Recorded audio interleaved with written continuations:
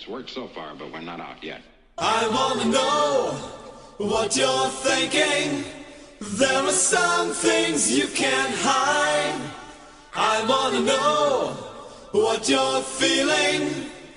Tell me what's on your mind.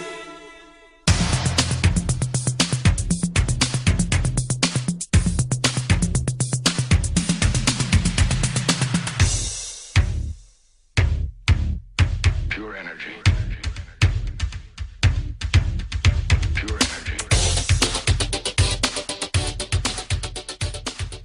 Hailing frequencies open, and welcome to Enterprising Individuals, the Star Trek discussion podcast that boldly goes into excruciating detail about the series, characters, and stories of the Star Trek universe.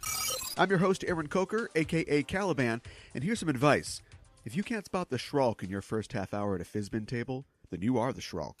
An adage that is as true now as when I said it on episode 316 with Dr. Steve Molman when we were talking about a piece of the action. That's right, it's our holiday celebration of the last year of Enterprising Individuals. Yes, Virginia, it really is a clip show. Merry Clipmas!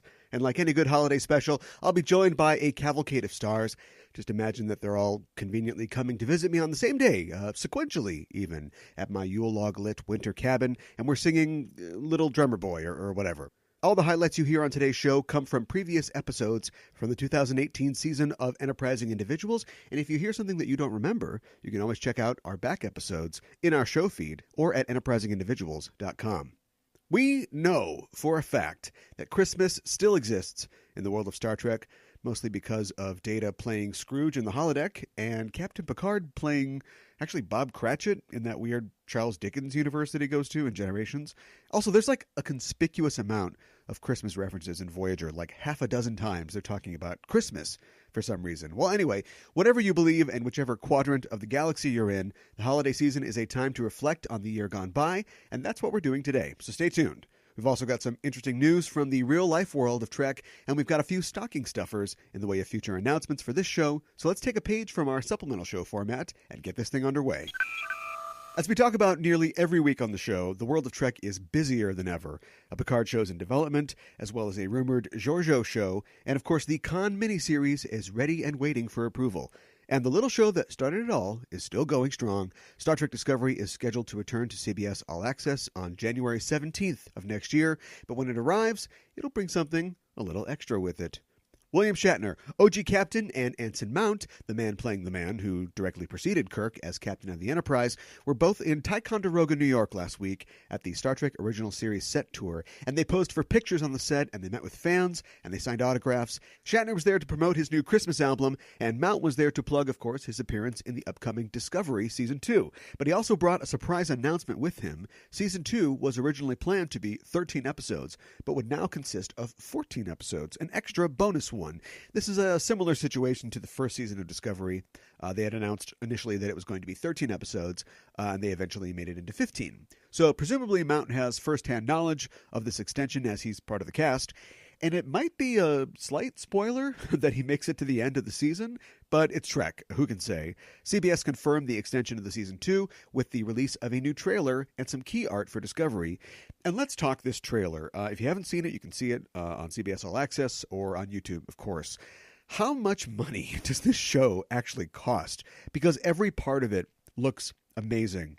Seriously, go watch the new trailer, come back, tell me, is this every single bit of action from the new season? Because it is wall to bulkhead packed with people running, stabbing, leaping, exploding. I mean, we've come such a long way from the old-time TNG teasers. Remember those? Like with, I think it was Don LaFontaine, and he's like, next time on Star Trek The Next Generation, when the planet Orphanage 2 faces foreclosure. You're cruel, uncaring creatures. Data must learn to dance to compete in a breaking contest. I'm unfamiliar with that term. But when he can't throw down, Let's try it again. And this time, watch my feet. he gets a very special teacher. The line must be drawn here.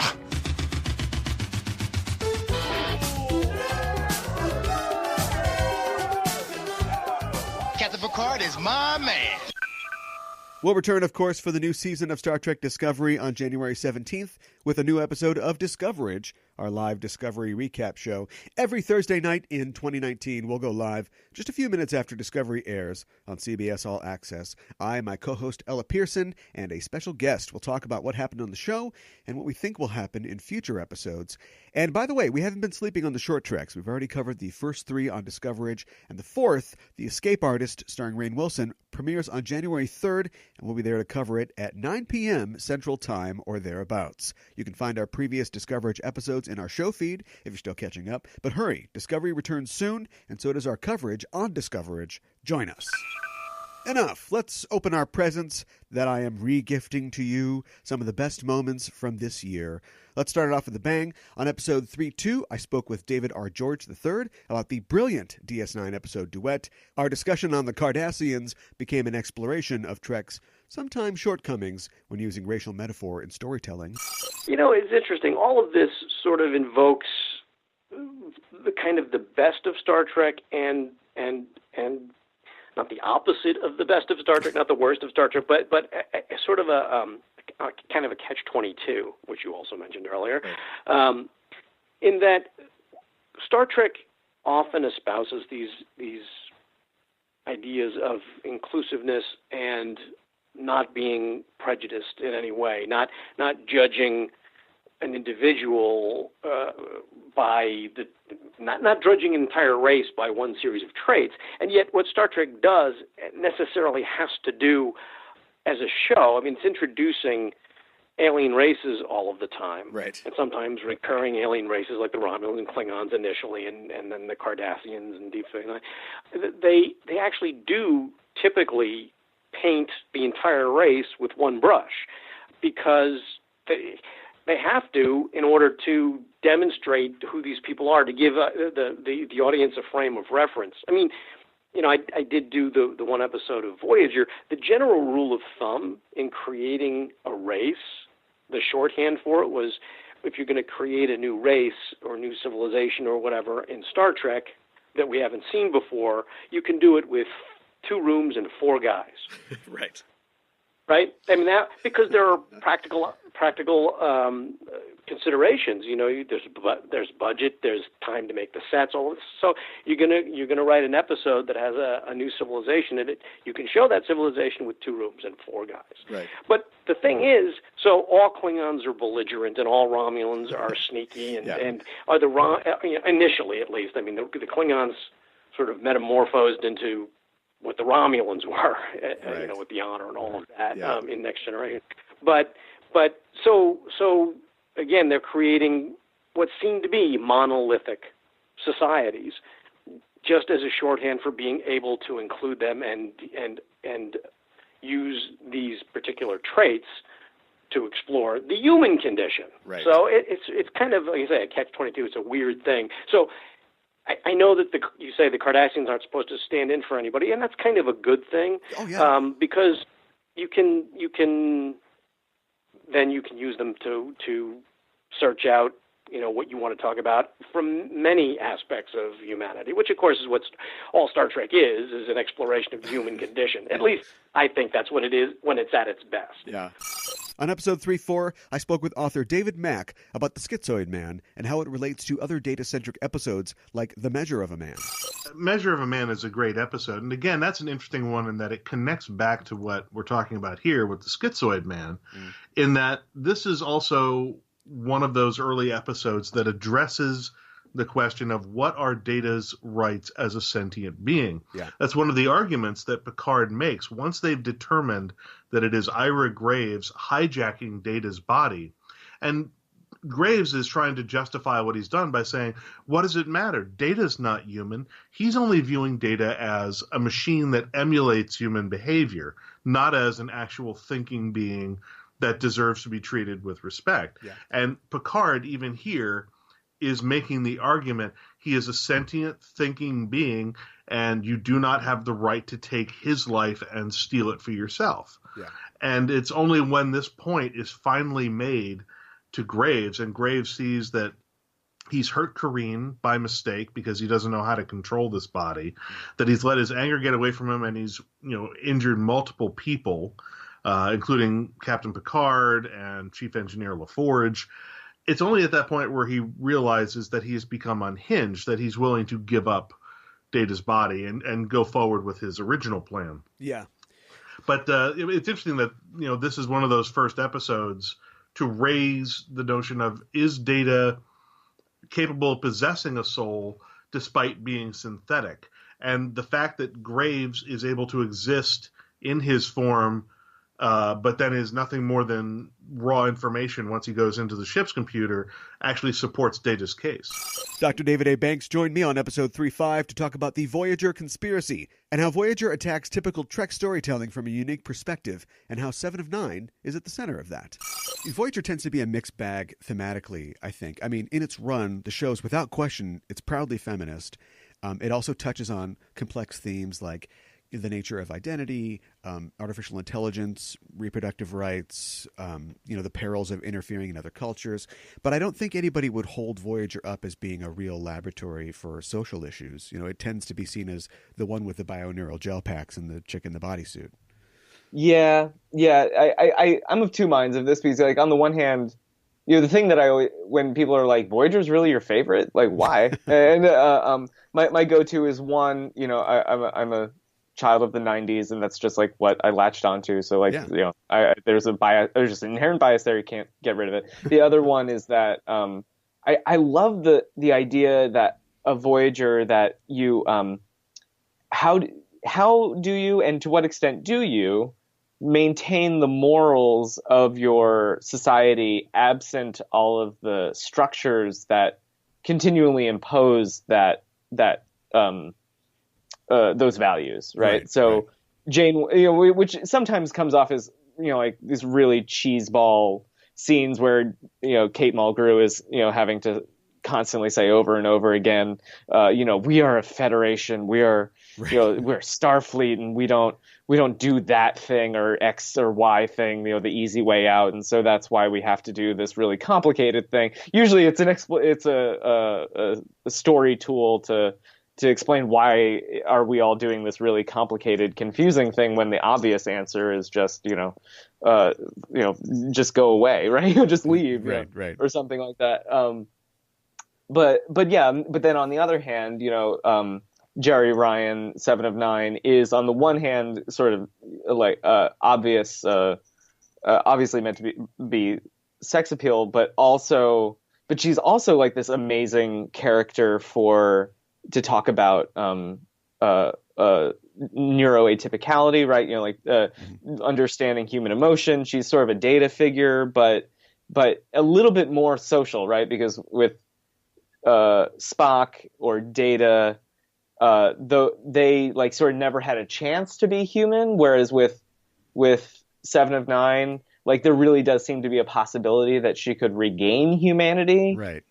And that I feel like the outline of the character seems a little bit more dynamic in that way. Like she's allowed to sometimes have emotions, or we're allowed to look through what happens when someone who usually doesn't have emotions, or is in some way or psychologically distant from their own emotions, like experiences them and works through them. I think that's always really fascinating.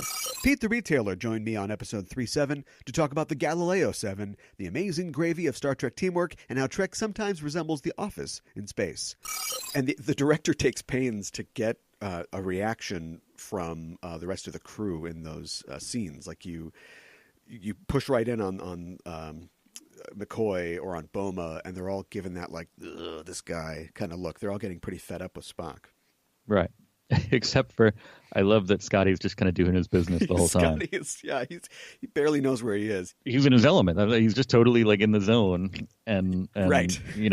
He's kind of also, I'm sure he's, practical about it, and like would probably be agreeing with Spock most of the time, but nobody gives him a hard time, right? Until at some point Bones does, and then he just gets slapped down. Like Scotty just barks at him, and that's it. Just then back to business. He's like, all right, I'm going to go back to, shooting the engine with these phasers. Right. Yeah. Head up his ass Scotty is your best Scotty, I think. He's working on the they look like Fisher-Price toys. Oh, They have them all totally. painted like My primary first colors. shuttlecraft. Yeah, so he's working on his Fisher-Price shuttlecraft, and he's like, "Oh, we don't have a lot of fuel." And then later on, it's like, "Oops, all the fuel's gone," and he's not really reacting emotionally. And then later, it's like, "What's that? Electrify the entire thing with some sparkly gloves? I can do that." Yeah, he's not a factor in this, but definitely the rest of the crew is a factor. The rest of the 7, and that's something that I've always liked in Star Trek in general, is that when they don't focus. We've got our Spock, we've got our Kirk and our McCoy, we've got our heroes, but when it focuses on the fact that they do have to work together as a team, and that one person's vision or one person's skill or drive isn't going to be the only thing that's going to get them through these situations that are more than just your everyday sort of problems. Yeah, I mean, and I love it when they do. I mean, I guess it's not. This is probably more in the competency porn kind of thing than the overcoming your differences to work together angle. But I feel like they do that really well in Next Generation a lot, where you'll just have that, you can mix a couple of different characters together, and it's this amazing gravy. Where it's like Data and Geordi and either like Barclay or Wesley or something like that, just working on a problem around a table in engineering, and it's this amazing like even though they're just talking complete techno babble nonsense, like I just get this this little thrill of they figured it out, just like seeing that problem solving in action. And there's a little bit of it in this with Spock and Scotty just kind of like agreeing on stuff that needs to get done. Right. It's an adventure show, but it's like a workplace show as well. Right. Yeah, totally. It's like a weird episode of The Office. Right. Yeah. Where Dwight gets stabbed by a giant spear. Yeah. Author Andy Weir joined me on episode 311 to talk about Balance of Terror, and he talked about having lunch with Joss Whedon, submarine movies in space, the Cold War parallels in Trek, and the curious logistics of the neutral zone. Balance of Terror. I was once, if I may name drop a bit, I was having lunch with Drew Goddard and Joss Whedon, and they were talking, and Joss listed off his 5 favorite submarine movies. Right. Okay. So 5 favorite submarine movies are Crimson Tide, stuff like that. But several of them were not submarine movies. Like Star Trek II: The Wrath of Khan was one of his favorite submarine movies. He's saying that that's basically the plot of a submarine movie, right? Yeah. And so Balance of Terror is similar to Run Silent, Run Deep. It's 2 very clever enemy captains like trying to outsmart each other. It was just, I loved it. I loved the tactical outwitting back and forth, and we got these guys, we got those guys, and empathizable villains. Which was very rare at the time. It used to be in science fiction. I mean, this is like the mid 60s, right? Science fiction used to be the villains are all bug-eyed monsters or, space Nazis or whatever, right? Yeah. But this one was like, the commander, the Romulan commander, who I'm sorry, I've forgotten his name. I don't think he's named in the script. Is he? He's just commander? Yeah, he's just the commander. Well, I feel better about not. Sure. But it was played by the actor who later played Sarek.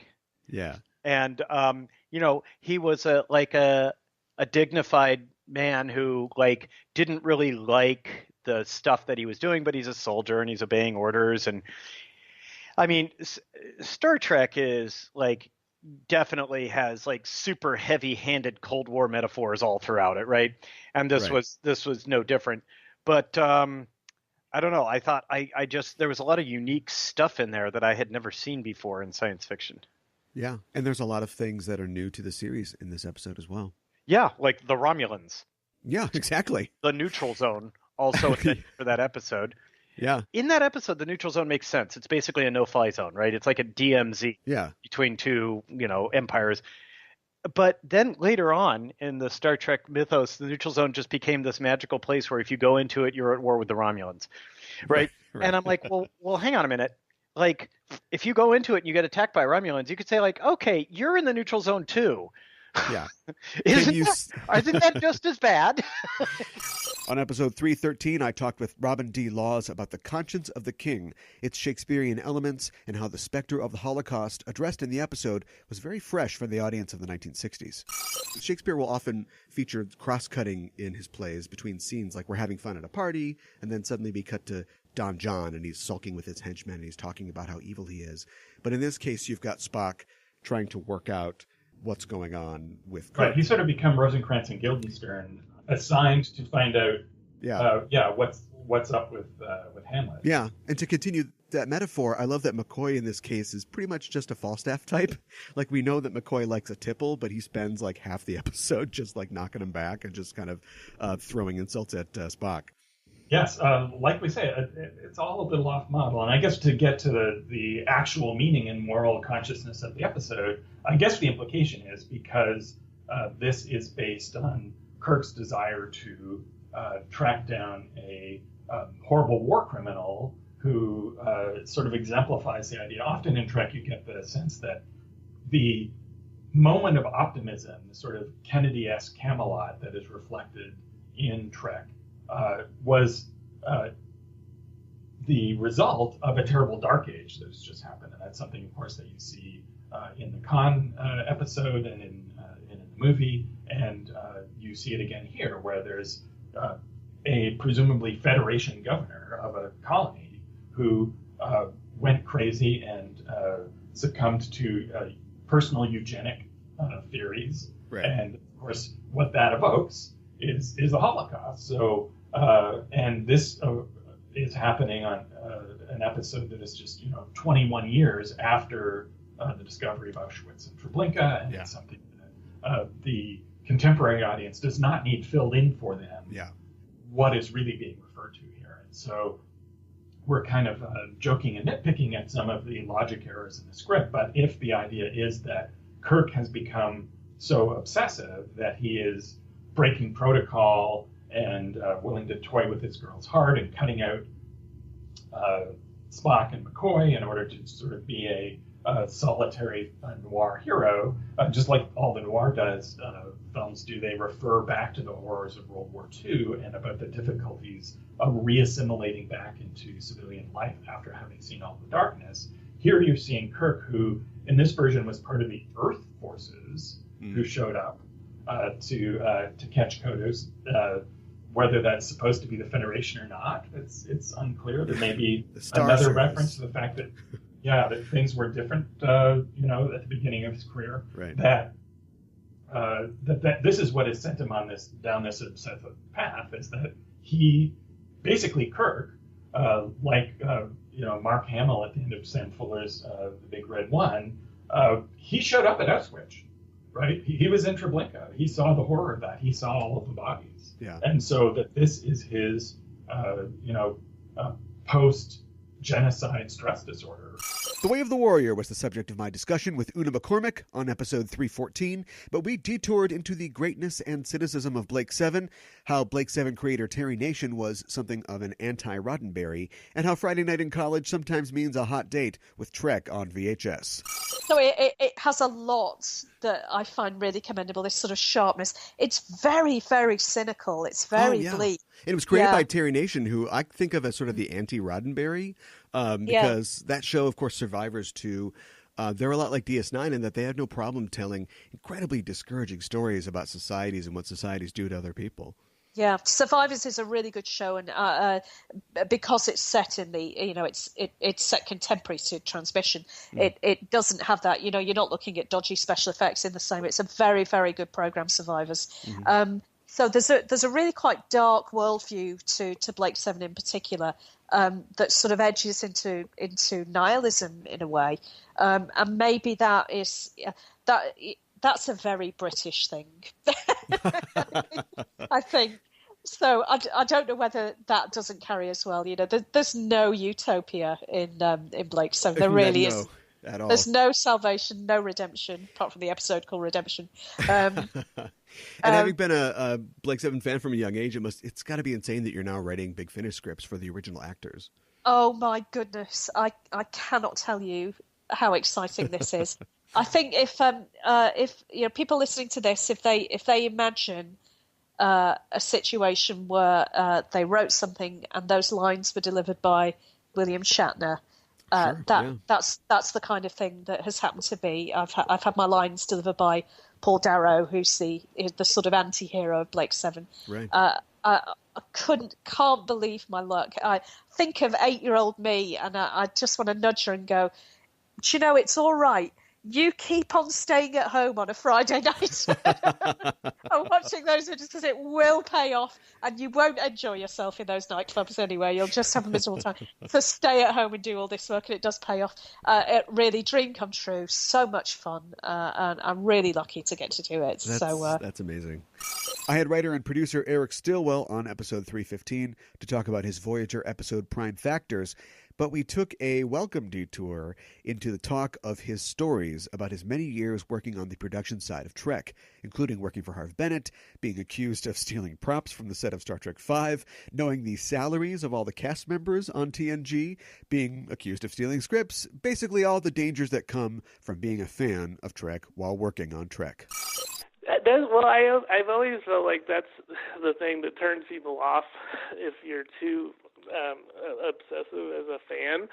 Sure. I knew that was the thing not to do, especially since all the Star Trek sets are closed sets. You don't want to get caught like sneaking onto the sets.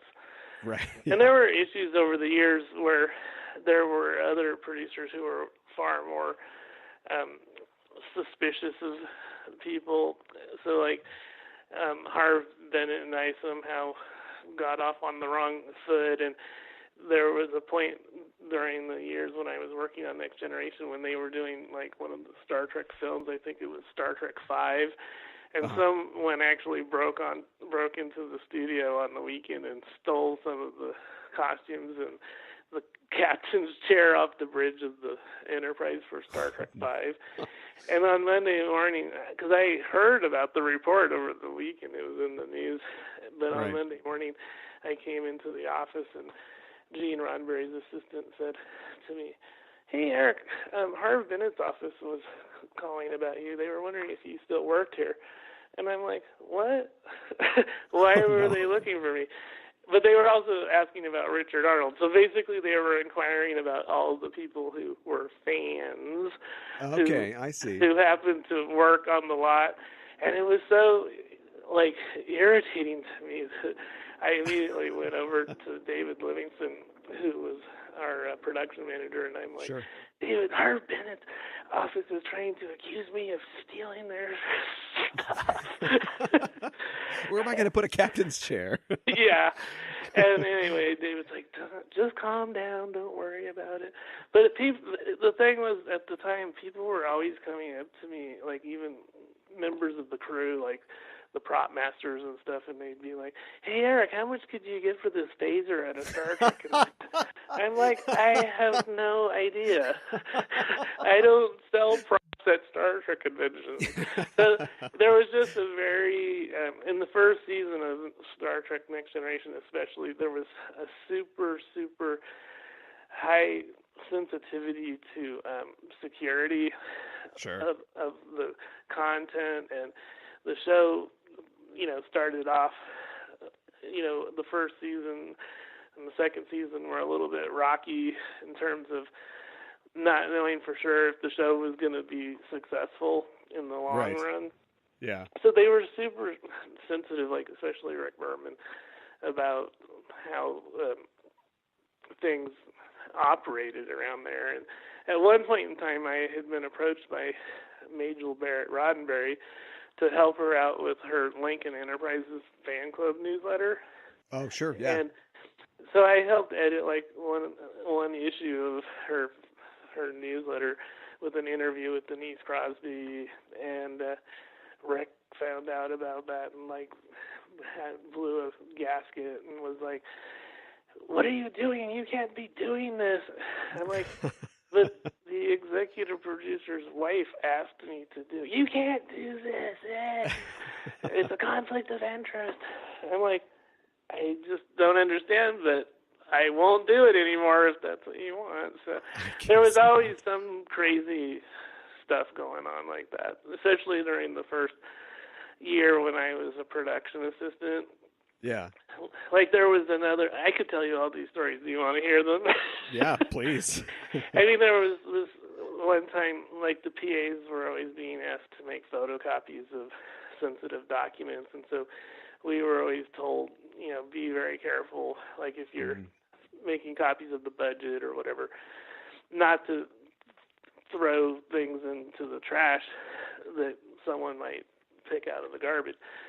So I was sent off one day to photocopy a budget, and of course the machine jammed, and the pages that I had to pull out of the machine were the pages where they list the salaries of the cast members. Oh boy! And I think, well, I can't throw those in the garbage, so I left them in a pile on my desk so that I could go take them to the shredder later. Well, someone found them on the desk and thought I was making copies of, the cast salary. I mean, it was like always something crazy like that, right? Right. And the craziest thing of all was when I had been dating this girl, and occasionally I would have a Star Trek script at home, and turns out we were at a convention in Anaheim where a bunch of the production members who were fans were all there. Like, so Richard Arnold was there, Mike Okuda was there, and Denise before she was married to him, and a bunch of us were at lunch at this convention, and the girl I was dating was there, and apparently she got into a side conversation with Richard Arnold and had mentioned to him something about something coming up in an episode that hadn't aired yet. Okay. So he assumed that I had given her this information, or that she had seen one of the scripts at my apartment or whatever, and he told the producers. So then something else happened where a copy of Gene Roddenberry's blooper reels had disappeared, and they were trying to figure out who had taken them. And all of this stuff just, like, coincided all at the same time. And so I get called into David Livingston's office, and he's, like, listing off all these things that I've been suspected of being involved in. And I'm just like, I swear to God, all of these things are just, odd coincidences, but I literally did not show anyone a script, did not give out, any of the, and I almost got fired, but he said it would be up to Rick Berman. And then Rick left for the day and never heard anything about it, and it just all went away. But I was like a nervous wreck for like days on end. And then I confronted this girl that I was dating about what she had said to Richard Arnold, and she's like, "Oh, this is so stupid, because what happened was she was a school bus driver in West LA, and she says to me, David Livingston's son rides my bus to school." And one day he came on the bus with all these Star Trek scripts, and I asked him if I could borrow one, and that's how I knew about that. And I'm Fire your son, David. Yeah, but it was like after that situation, I was like, I can't even go back and tell him about it, because I don't even want to bring it up. It was years later before I ever told David about it, because I just didn't want to bring up the subject again.